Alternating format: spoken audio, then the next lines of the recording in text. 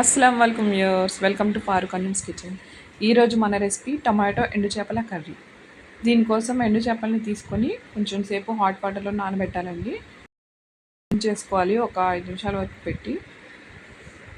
ఇప్పుడు 4 spoons oil వేడి చేసుకొని అందులో ఎండు చేపలని వేసి గోల్డెన్ కలర్ వచ్చే వరకు ఫ్రై చేసుకొని అదే ఆయిల్లో బాగా తరిగిన ఉల్లిపాయ ఒకటి వేసుకొని బాగా మంచి కలర్ వచ్చే వరకు ఫ్రై చేసుకోవాలండి.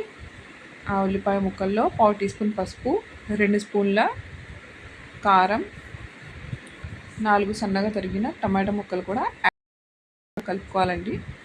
2 గ్రీన్ చిల్లీస్ ఇక్కడ మనం యాడ్ చేసుకున్నామండి. టమాటాలు చక్కగా ఉడికి మెత్తగా అయ్యే వరకు కుక్ చేసుకోవాలండి.